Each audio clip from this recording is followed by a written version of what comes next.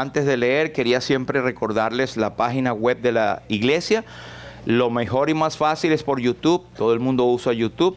Iglesia Bautista Lumbrera en YouTube. Y ahí usted puede suscribirse en la campanita para que le indique cuando se suben los mensajes. Y va a haber varios mensajes de un servidor y otros que se han puesto allí.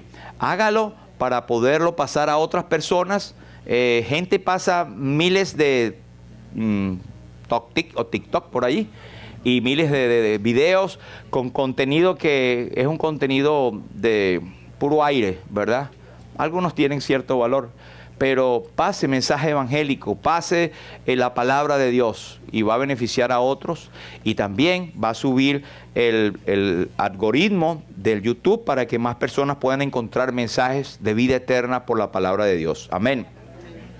Vamos a leer, por favor, este versículo allí o estos versículos en Efesios capítulo 2, versículo 4 al 6, y todos leemos desde allí.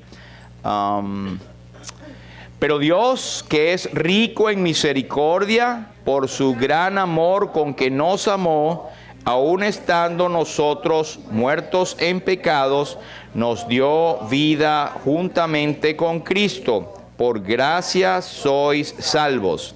Y juntamente con Él nos resucitó y asimismo nos hizo sentar en los lugares celestiales con Cristo Jesús.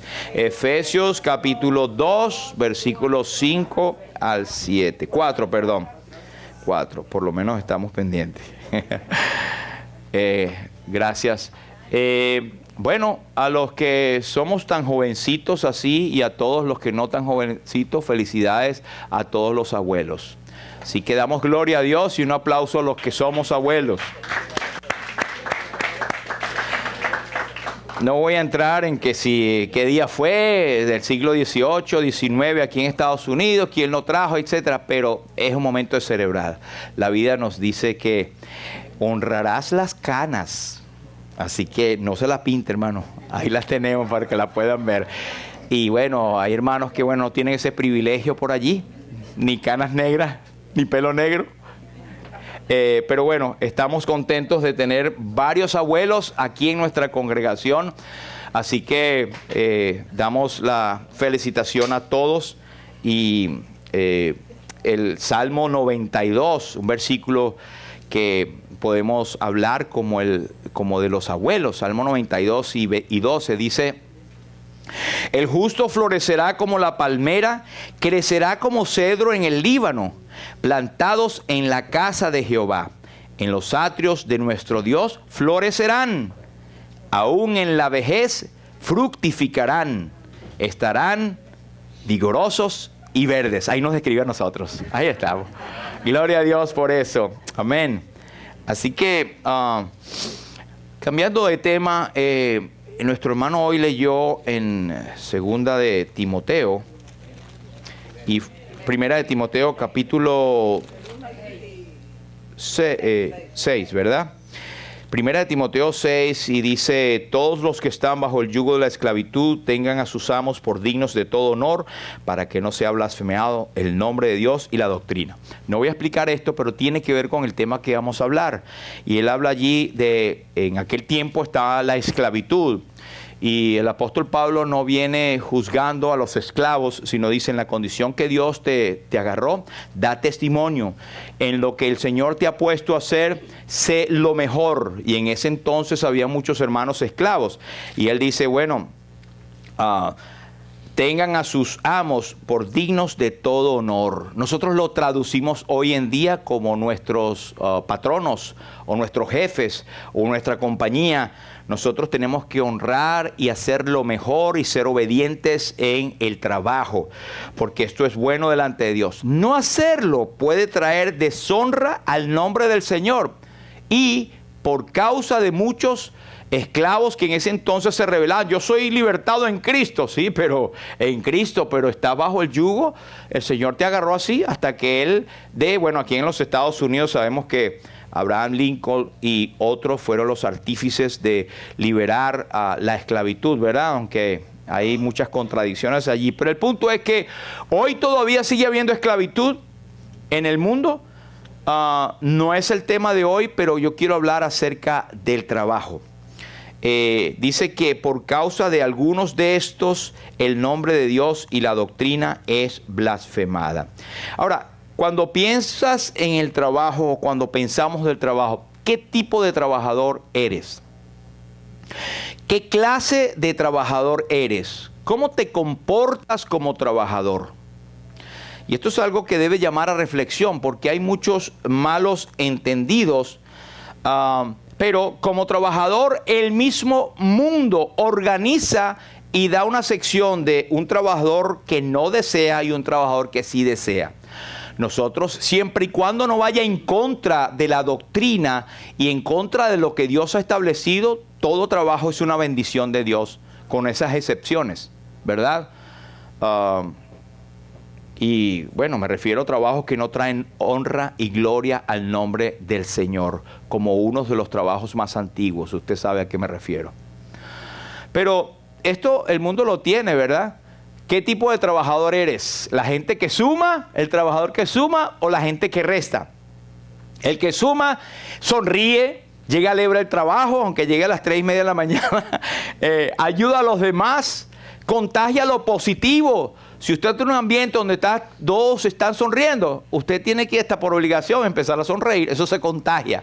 Al contrario, si usted llega con una cara que es el lado de la gente que resta, se queja de todo, pierde el tiempo, contagia lo negativo. Y eso es contraproducente para la obra del Señor.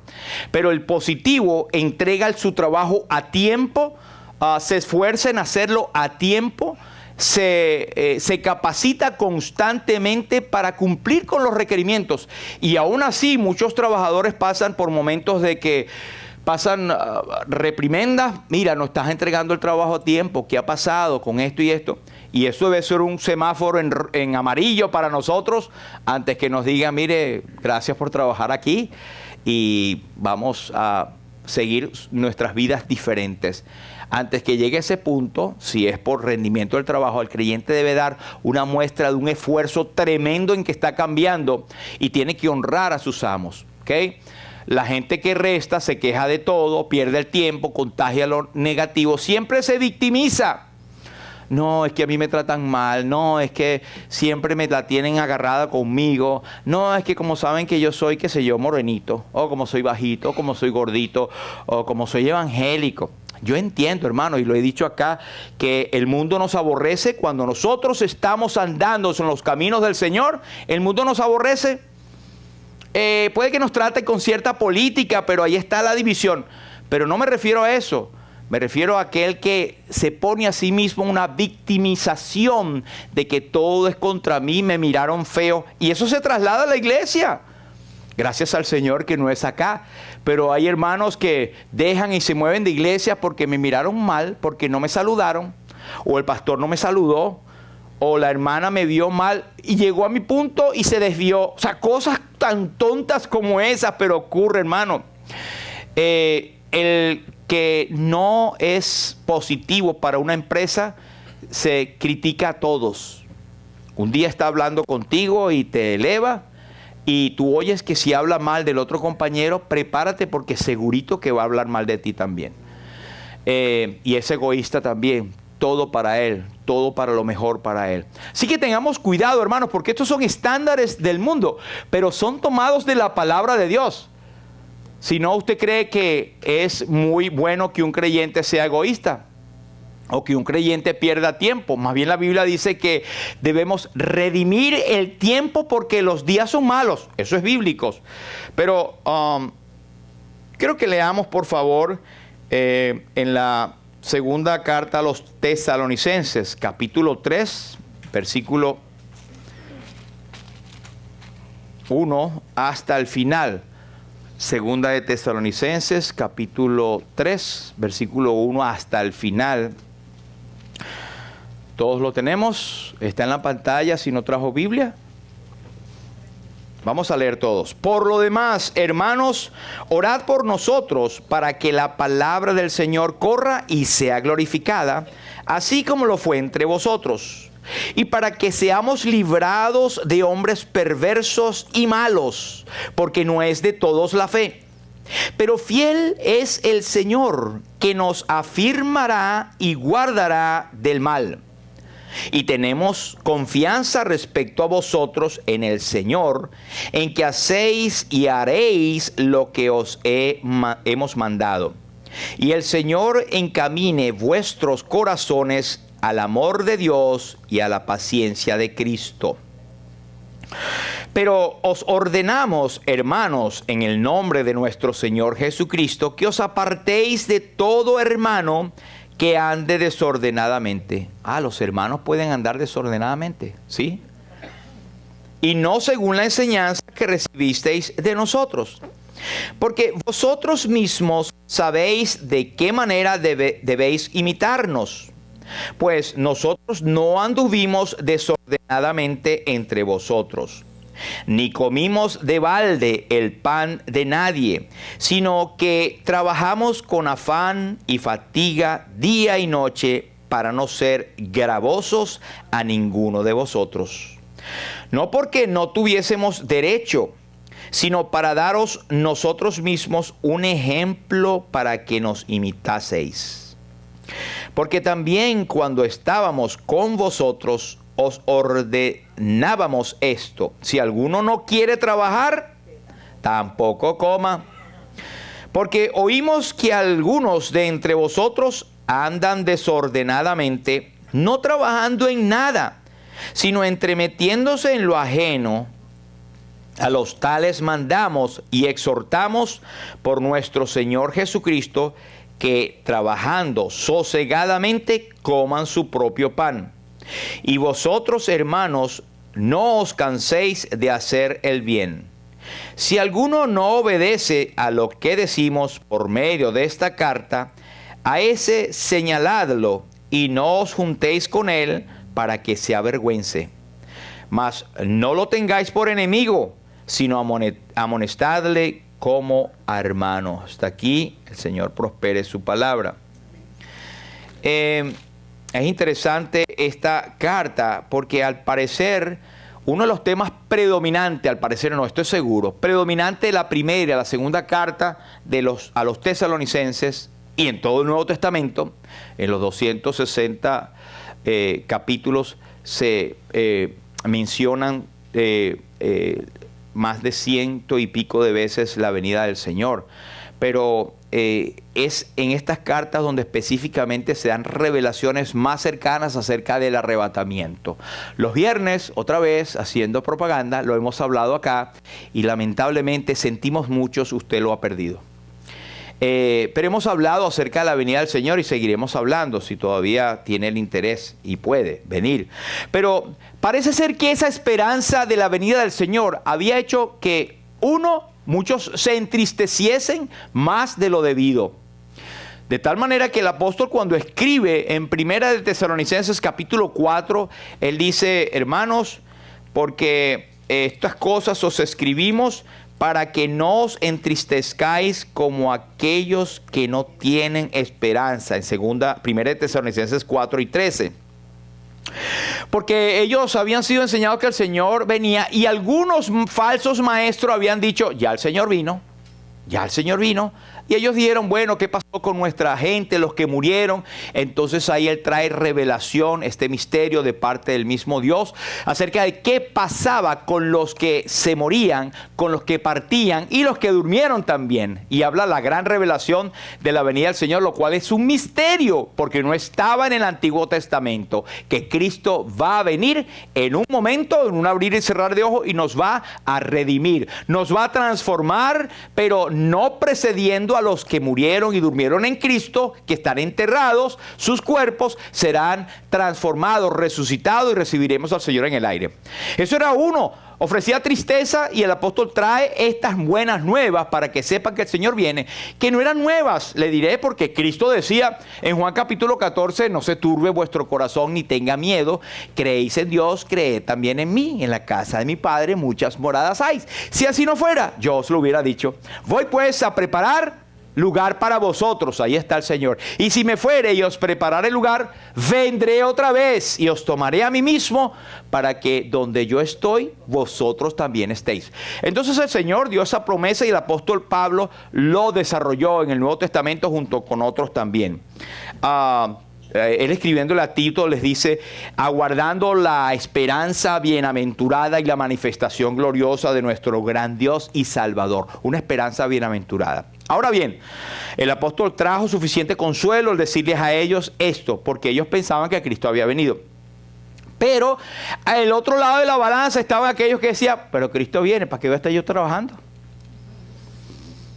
No, y ¿sabes qué? Yo me acuerdo, mi papá nos decía que en sus tiempos del Evangelio, en los años, qué sé yo, 1940, en Venezuela, en Puerto Cabello, había muchos hermanos que cuando encontraron esta verdad y creyeron en el Señor, muchos se echaron a su conuco, lo dejaron abandonado. Conuco es una parte de las tierras en las montañas donde ellos cosechaban para traer sustento a su familia. ¿Y qué pasó? No, hermano, venga a hablar con él que está ahí tirado en la hamaca.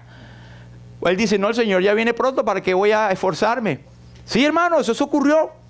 Y ocurría, y no sé si ahorita ocurre, ¿para qué esforzarse? ¿Para qué estudiar? ¿Para qué trabajar si el Señor ya viene? Y Pedro nos dice que hay muchos que dicen: ¿para qué? Si el Señor, ¿desde cuándo están diciendo que el Señor vendrá? Y todas las cosas permanecen así desde el principio. Y es allí donde Dios hace una revelación por medio del apóstol Pedro y dice: el Señor no retarda su promesa, según algunos lo tienen por tardanza, sino que es paciente para con nosotros, no queriendo que ninguno se pierda, sino que todos procedan al arrepentimiento. Si Cristo no ha venido aún, es porque está dando oportunidad para aquellos que van a oír el Evangelio y van a creer en Cristo y van a ser transformados también cuando el Señor venga. Amén. Entonces ese es el contexto de lo que estamos leyendo. Hemos leído allí que el apóstol habla por lo menos de 3 puntos. Ahí en segunda, donde leímos, segunda de Tesalonicenses capítulo 3, hay 3 grandes peticiones que usted ve en el versículo 1 del capítulo 3. Dice: orad por nosotros para que la palabra del Señor corra, sea glorificada, así como fue en nosotros. Y versículo 2, para que seamos librados de hombres perversos y malos, porque no es de todos la fe. Esto eran cosas que se anticipaban al final de la iglesia, de la era de la iglesia, pero que estaban ocurriendo en ese momento. 1, la necesidad de oración para la diseminación, para la proclamación del mensaje. Y es la responsabilidad de cada iglesia, sabiendo que Cristo viene pronto, de predicar el Evangelio, de anunciar las buenas nuevas de salvación. ¿De acuerdo?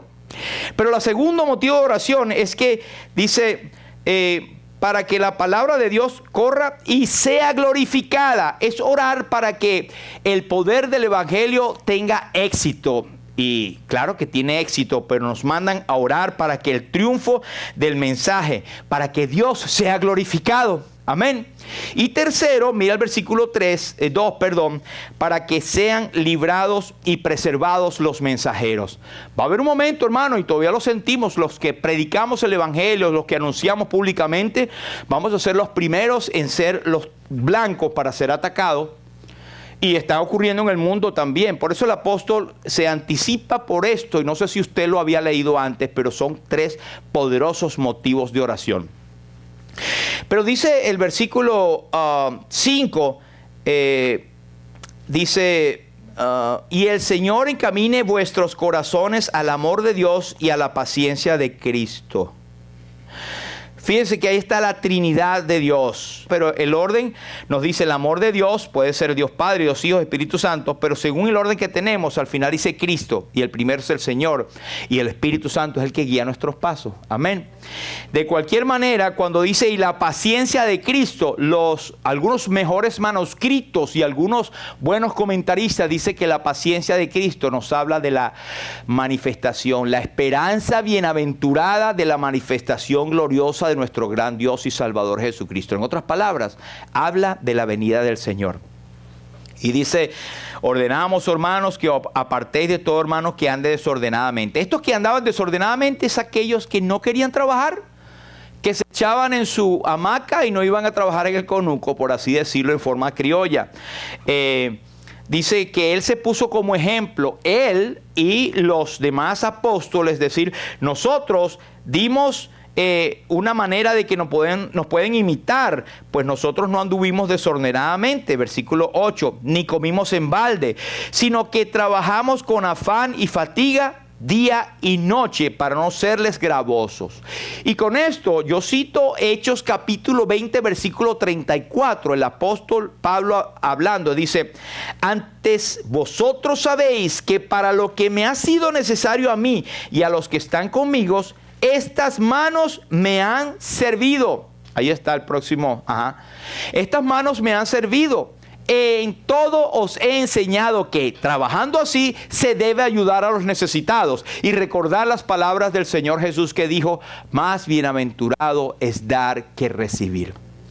Sí que le está dando una introducción tremenda a la importancia del trabajo y no echarnos de flojos, si podemos decirlo de otra manera, a menos que tengamos unas razones valederas. Hay personas que trabajan más que otros, están en sus casas cuidando a sus niños, a sus muchachos, o cuidando a ancianos mayores.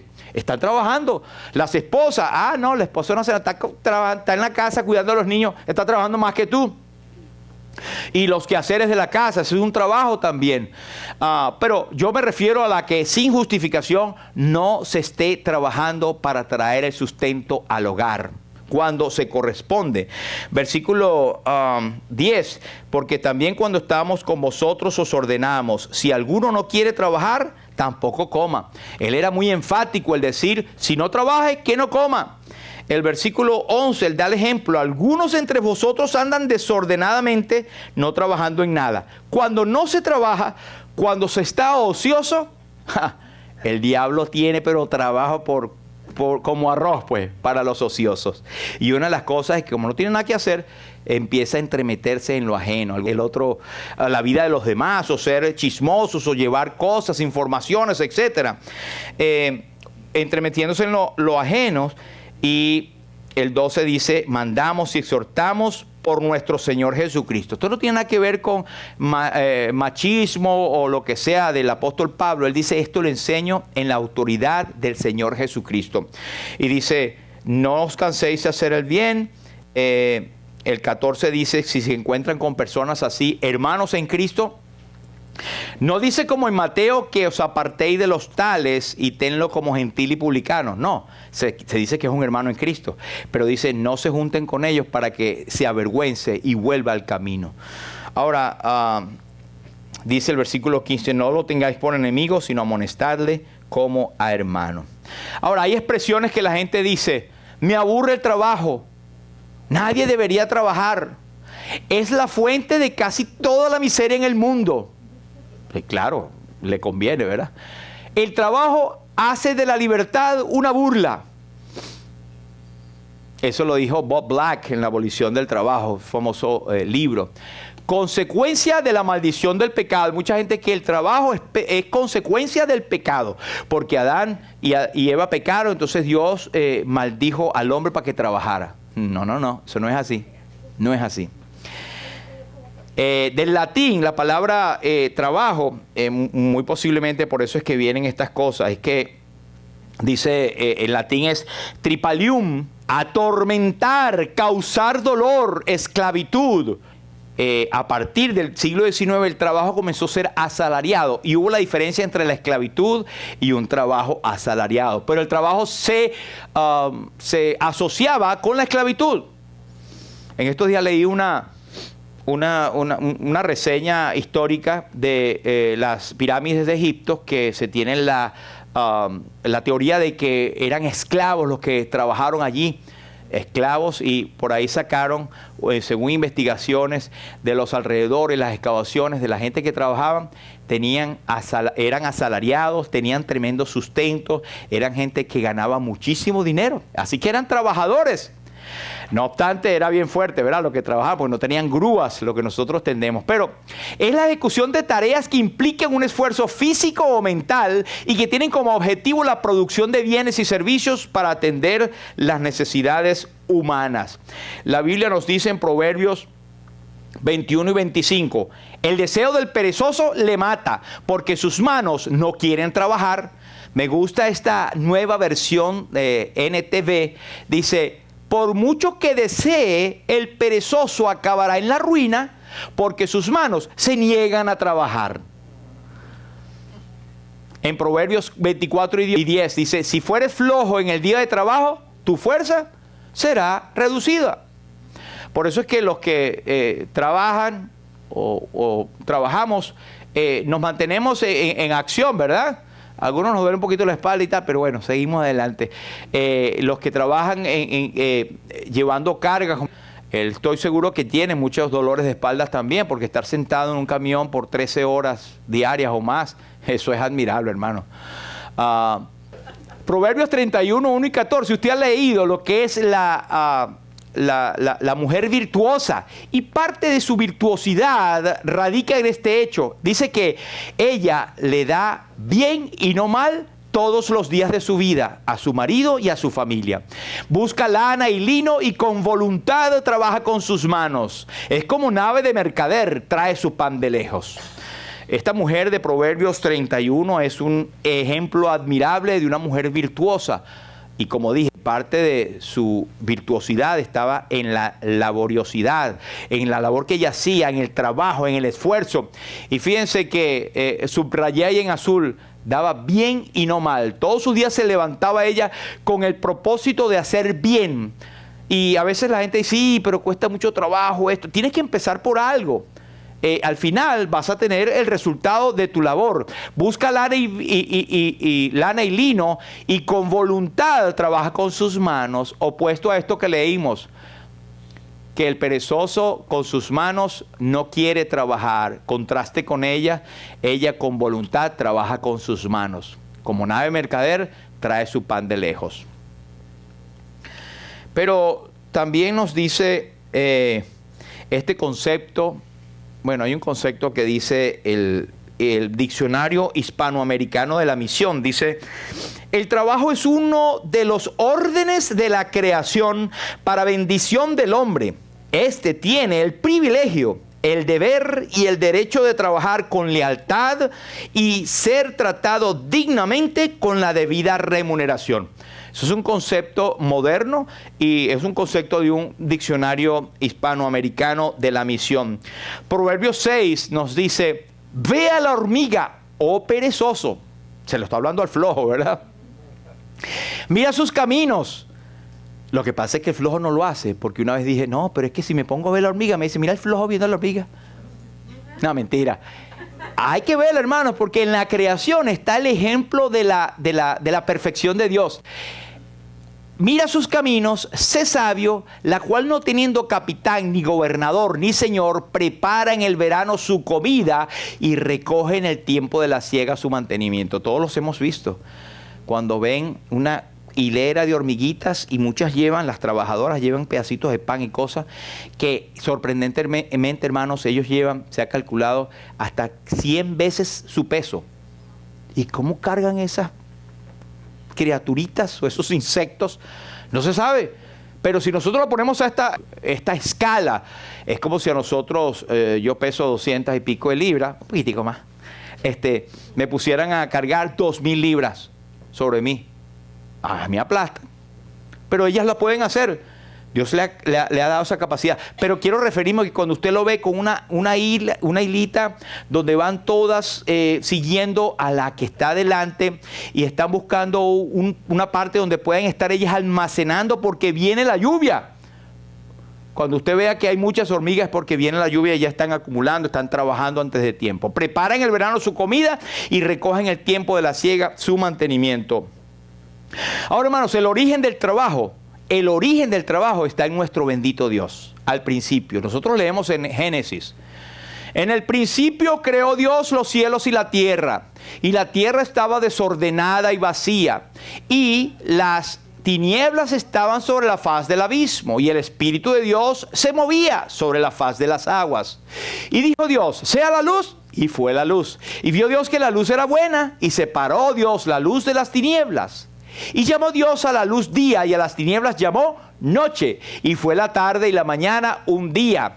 Luego dijo Dios, haya expansión en medio de las aguas y separe de las aguas. Miren los verbos de acción. En el principio todo estaba desordenado y vacío. No voy a entrar en el detalle de que hubo un cataclismo inicial, aparentemente, donde todo estaba desordenado y vacío, y Dios empezó a ordenar y a crear. Aparentemente, eso tiene que ver con Ezequiel 18, Isaías 14 también, donde dice que Lucifer fue mandado de arriba para abajo, fue expulsado del cielo. Pero no es el caso ahorita. Lo que quiero explicar es, fíjense cómo Dios, los verbos de acción y de trabajo. En las primeras dos palabras en azul, creó Dios. Versículo 2, Dios se movía. Versículo 3, y dijo Dios. Versículo 4, y vio Dios. Versículo 4, y separó Dios. Versículo 5, y llamó Dios. Versículo 5, llamó noche. Versículo 6, luego dijo Dios, haya expansión. Versículo 6, separe las aguas. Actos creadores que involucran trabajo, por lo cual después dice que Dios descansó de la obra de la creación. Así que el descanso también es parte de lo que Dios ha mandado al hombre, porque después del trabajo hay que descansar, ¿verdad? Pero fíjense, después que Dios hizo esto, no solamente quedó allí. Mire estos versículos. El versículo 4, y vio Dios que la luz era buena. Y llamó Dios a lo seco tierra, y a la reunión de las aguas llamó mares. Y vio Dios que era bueno. Produjo pues la tierra hierba verde, hierba que da semilla según su naturaleza, y árbol que da fruto cuya semilla está en él según su género. Qué interesante género, ¿no? Y vio Dios que era bueno, y para señorear en el día y la noche, y para separar la luz de las tinieblas, y vio Dios que era bueno. Lo que quiero hacer llamar la atención acá es que Dios, a cada uno de sus actos de trabajo y de creación, luz era buena, vio Dios que era bueno. Versículo 12, y vio Dios que era bueno. Versículo 18, y vio Dios que era bueno. Hay otra parte donde dice, y cuando creó al hombre a su imagen y su semejante, al final dice, y vio Dios que era bueno en gran manera todo lo que había hecho. Dice, sigue diciendo el versículo 21, y vio Dios que era bueno cuando creó los grandes monstruos marinos, el Leviatán y todos los que sabemos que posiblemente eran los grandes dinosaurios, y vio Dios que era bueno. Versículo 31, ese es al final. Y vio Dios todo lo que había hecho, y aquí que era bueno en gran manera. En gran manera era bueno su obra de creación. Ahora, ¿qué es lo que es bueno? El trabajo, obviamente. Y el trabajo lo hizo Dios, que Dios es bueno, porque para siempre es su misericordia. Así que es parte de la naturaleza de Dios, que es bueno, y la voluntad de Dios que Él nos revela como es buena, es agradable y es perfecta. Pero dice el Salmo 106 y 1, aleluya, alabad a Jehová, porque Él es bueno, porque para siempre es su misericordia. Y el Salmo 135 nos dice, alabad a Jah, porque Él es bueno, cantad salmos a su nombre, porque Él es benigno. Así que en resumen, hermanos, voy a decirles unas 5 o 6 cosas. Lo número 1 es que el trabajo revela su gloria. El trabajo revela la gloria de Dios. David decía, los cielos cuentan la gloria de Dios. ¿Qué cuenta la gloria de Dios? Los cielos. Y los cielos fueron hechos con el trabajo creador de Dios. El firmamento anuncia la obra de sus manos. Un día emite palabra a otro y una noche a otra declara sabiduría. No hay lenguaje ni palabras ni es oída su voz. Así que el trabajo que Dios ha hecho nos habla de su sabiduría. Y hoy, en contraste a eso o en analogía, el hombre se va tecnificando y Dios, según Daniel, ha dado conocimiento al hombre para que el hombre declare o tenga sabiduría. Por eso es que tenemos operaciones que jamás nadie hubiese pensado. Pues, operaciones a corazón abierto o que entran al cerebro. La ciencia aumentó el trabajo que Dios dio a la humanidad y ha aumentado la ciencia para nuestro beneficio. Lo que pasa es que hay hombres que son soberbios y dicen, no, eso lo hice yo lo estudié, yo lo hice. Sí, no respiraría si Dios no te lo da, ¿verdad? Isaías nos dice, todos los llamados de mi nombre para gloria mía los he creado. Entonces, lo primero es que el trabajo revela la gloria de Dios. todo lo que hagamos, hermanos, que dice 1 Corintios. Si pues coméis o bebéis o hacéis otra cosa, hacedlo todo para la gloria de Dios. En esa otra cosa está el trabajo. Hazlo para la gloria de Dios. Y es para la gloria de Dios. Amén. Así que el trabajo declara la gloria de Dios. Número 2, el trabajo es un mandato. Y esto, hermanos, fue antes de la caída. Dios dijo, los bendijo a Adán y Eva y les dijo, fructificad y multiplicaos, llenad la tierra y sojuzgadla y señoread en los peces del mar, en las aves de los cielos y en todas las bestias que se mueven sobre la tierra. Tomó pues Jehová, Dios, al hombre y lo puso en el huerto del Edén. ¿Para qué? Para que estuviera en la hamaca allí, para que lo labrase y lo guardase. Así que el trabajo es voluntad de Dios.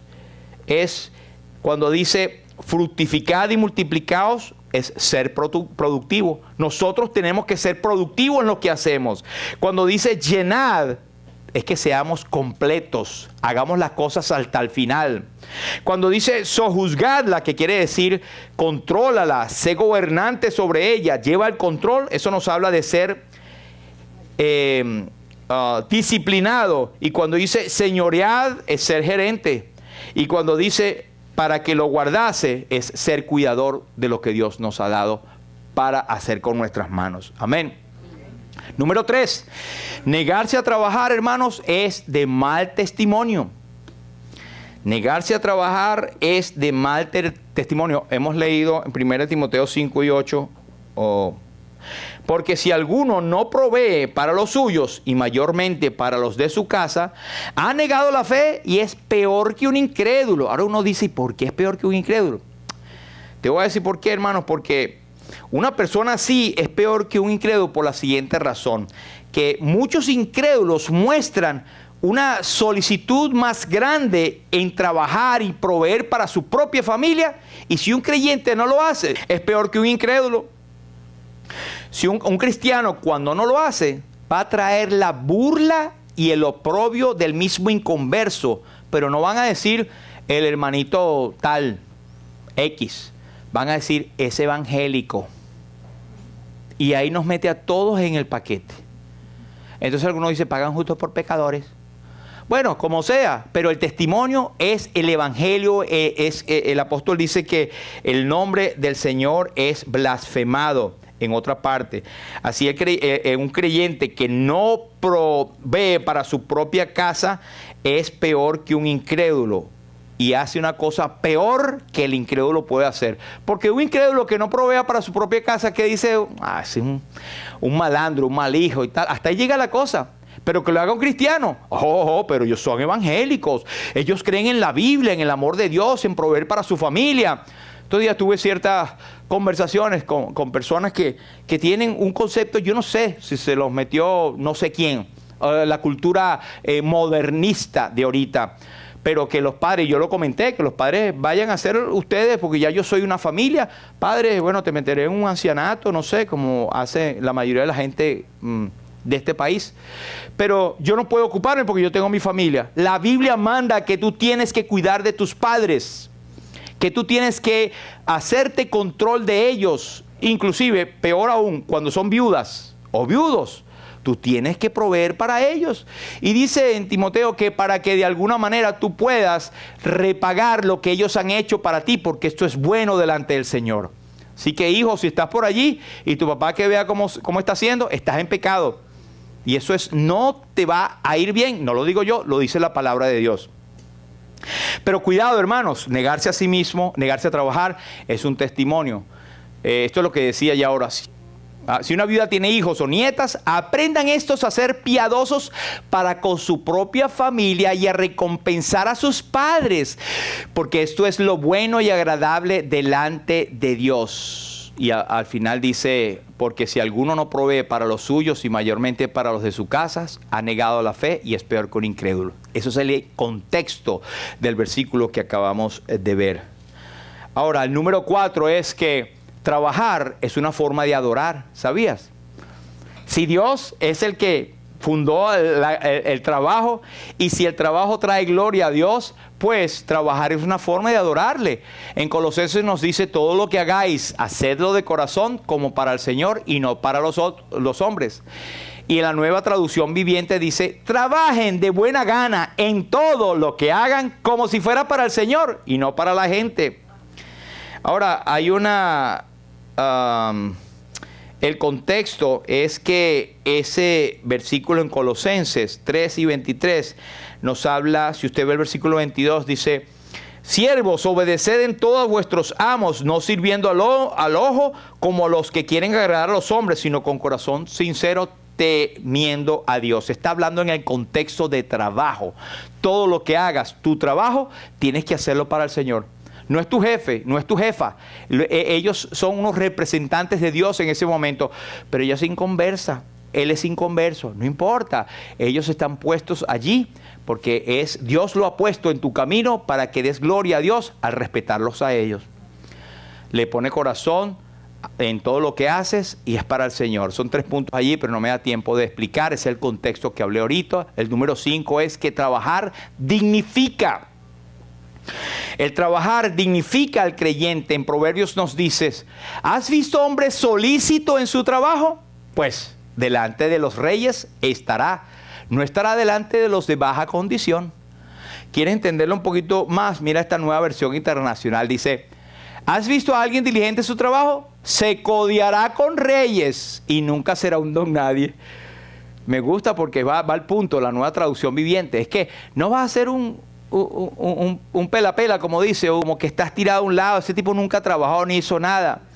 O sea, no importa, pero yo soy del Señor, está bien, pero el Señor te manda a trabajar y a prepararte y a que seas. El apóstol Pablo es un buen ejemplo, pero Pedro es, por otro lado, el pescador es un simple pescador. El Señor nos llama a los preparados, Él prepara a los que llama, pero hay que buscar prepararse, porque Dios, esto dignifica, el trabajo dignifica. Diligente, hábil, experto, solícito, cuidadoso, esforzado. Si Daniel no fuera un hombre preparado como fue, no pudo haber estado en las cortes, ¿verdad? Dios le ayudó, pero él pudo presentar el mensaje del Dios de Israel en las cortes de inconversos. El trabajo trae redención. El Señor Jesucristo dijo: mi Padre hasta ahora trabaja y yo trabajo, porque todo lo que el Padre hace, también lo hace el Hijo igualmente. Piensa en esto: si Cristo no hubiese hecho el trabajo que Dios le encomendó, tú y yo estaríamos perdidos. No hubiera redención para nosotros.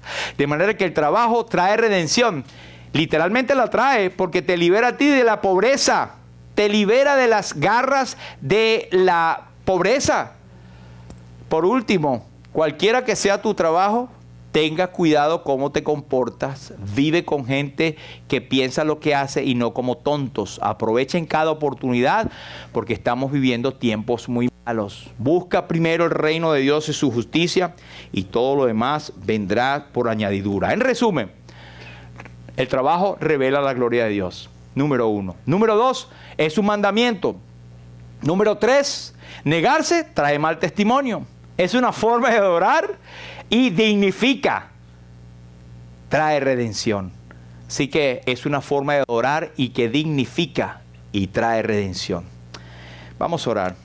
Padre, te damos gracias, Señor, por la oportunidad de adorarte públicamente en esta mañana, por la necesidad, por la oportunidad que nos das de presentar tu palabra, de leerla, de explicarla, Señor, pero pedimos porque esa misma palabra, así como está, puede entrar en nuestros corazones y aclarar dudas y ministrar nuestras vidas y hacernos crecer y parecernos a la bendita persona de Cristo, que es nuestro gol final, nuestra meta final para traer gloria y honra a tu nombre. Queremos rogarte, Señor, que pongas en nuestros corazones que todo lo que hacemos lo está viendo el inconverso. Somos carta leída delante de los hombres, pero que todo lo que hagamos de palabra o de hecho sea todo hecho para la gloria y honra de tu nombre. Señor, y pedimos porque si alguno no tiene a Cristo como su Señor, que pueda saber en ese, meditar en ese trabajo profundo y hermoso de Cristo en el Calvario, cuando Él entregó su vida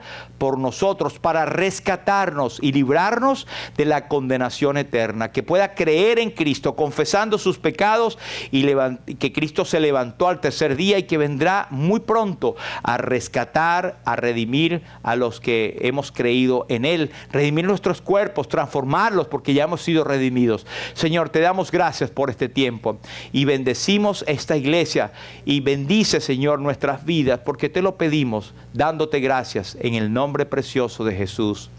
Amén.